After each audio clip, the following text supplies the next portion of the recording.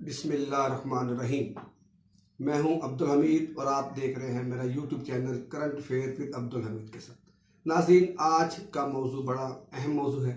मेरे आज के इस व्लॉग का जो पूरा का पूरा दारोमदार है वो इस्लामाबाद के मुलाजमीन, चाहे वो हाज़िर सर्विस हो या रिटायर मुलाजमीन हो।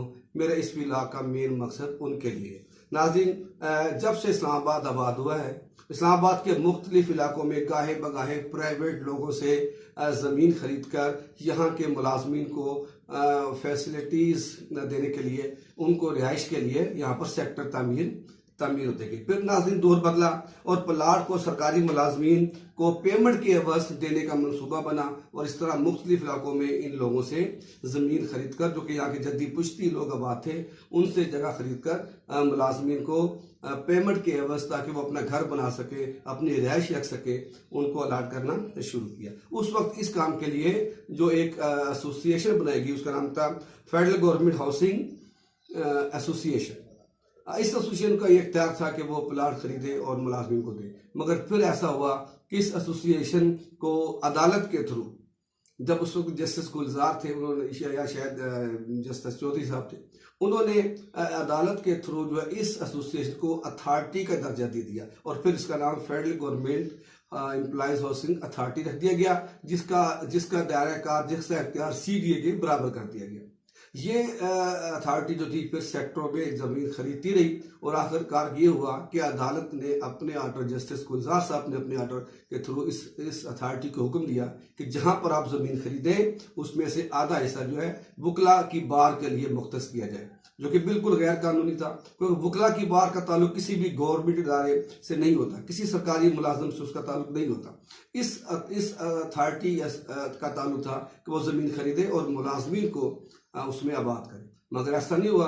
अदालती आर्डर के थ्रू जो है वो वकला के लिए मुख्तस की गई, जिसके लिए लोग अदालतों में चले गए और इस पर हमारे सुप्रीम कोर्ट के जजेस को काफ़ी नाराज़गी का नाराज़ हुए कि ऐसा हमें और हमारे वकला को क्यों प्लाट नहीं दिए जा रहे, और इसको जो है इस केस को लंबे अरसे तक बंद कर दिया गया और उसे चलाने की जिम्मत गवारा नहीं की। लोगों ने, मुझे याद पड़ता है 2009 में 12 को सेक्टर बना और 12 सेक्टर में लोगों ने डाउन पेमेंट भी दी, बल्कि बाद में मुकम्मल पेमेंट भी दी। मगर इस अदालती केस की वजह से आज तक उन लोगों को प्लाट नहीं मिले। इसी दौरान वक्त बदलता गया, दौर चलता गया और ठलिया प्रोजेक्ट, जो कि खास तौर पर उन लोगों के लिए था जो नियर टू रिटायरमेंट थे या जो रिटायर हो चुके थे, उनके लिए बनाया गया।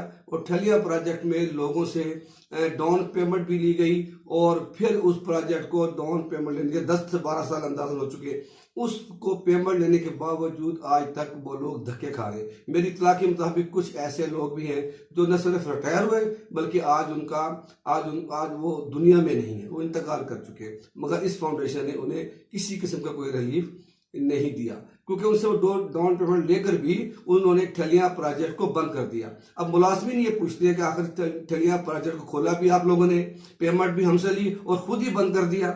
जब उनसे सवाल ये किया जाता है कि इस प्रोजेक्ट को क्यों बंद किया गया, वो कहते हैं जी कि ये प्रोजेक्ट जो है नाकाबिले अमल था। अगर ये नाकाबिले अमल था तो फिर इसको स्टार्ट ही क्यों किया गया, फिर लोगों से पेमेंट ही क्यों ली गई। लेकिन बहरहाल अगर अब उनसे कहा गया कि अब इसका क्या हाल है, तो वो कह रहे जी आपको जो है G12 में और F15 में इसके बदले में प्लाट अलाट किए जाएंगे। लोगों ने फिर कहा चले ठीक है जी, फिर कई साल इंतजार किया। मगर अब जब उनसे सवाल ये पूछते हैं तो वो ये कहते हैं जी अदालत में केस चल रहा है, अदालत का फैसला आएगा तो हम आपको प्लाट अलाट करेंगे। अब नाज़रीन, ये मुलाजमीन पूछते हैं कि अदालत से इनका क्या ताल्लुक है। ठलिया प्रोजेक्ट में कोई भी केस अदालत में नहीं चल रहा, तो ठलिया प्रोजेक्ट के लोगों को तो ये प्लाट अलाट किए जाए ताकि वो अपने बच्चों के लिए सर छुपाने का कोई ठिकाना बना सके। मगर ये हाउसिंग अथॉरिटी की ये बदमाशी मैं ये कहूँगा कि है। और आप अंदाज़ा लगाएं कि जब से इन्होंने डाउन पेमेंट ली है कितने लाखों करोड़ों रुपए का इस पर इंटरेस्ट वो खा चुके हैं, मगर कोई पूछने वाला नहीं है। अगर अदालतों में केस चल रहा है तो उन सेक्टर्स का चल रहा है जहां पर ये प्रॉब्लम हुई है, जहां पर जस्टिस गुलजार की प्लाटों पे पट्टी लगी हुई थी इफ्तिताह की, वहां केस चल रहा है। ठलिया प्रोजेक्ट का इससे क्या ताल्लुक है? ठलिया प्रोजेक्ट तो बहुत ही दरमियाने किस्म के मुलाजमीन का एक प्रोजेक्ट था, जो बाद में आस्ता आस्ता ग्रेड वाइज लोगों को अलाट किया गया और उसे डाउन पेमेंट दी गई। तो मुलाजमीन का मुतालबा यही है कि खास तौर पर ठलिया प्रोजेक्ट के लोगों को फौरी तौर पर रिलीफ दिया जाए, क्योंकि मेरी इत्तला यह है कि चंद दिनों के बाद ख़ास तौर पर ठलिया प्रोजेक्ट वाले, बाकी भी होंगे, लेकिन ठलिया प्रोजेक्ट में जो मुतासरीन है वो बहुत जल्द वो है तो फेडरल गवर्नमेंट हाउसिंग अथॉरिटी के दफ्तर का घेराव करेंगे। और कुछ लोग, कुछ मुलाजमीन तो ऐसे भी हैं वो किसी भी हद तक इनको नुकसान पहुंचाने के लिए जा सकते हैं। तो मेरा मशवरा हाउसिंग अथॉरिटी को यही है कि इससे पहले कि मुलाजमीन अब सर पर कफन बांध कर निकलने वाले हैं, उससे पहले इनका सद्देबाब किया जाए। मैं फिर बार बार ये कहता हूँ कि ठलिया प्रोजेक्ट से उन केसेस का कोई ताल्लुक नहीं है जिसको आपने जवाब बनाकर ठलिया प्रोजेक्ट को बंद कर दिया।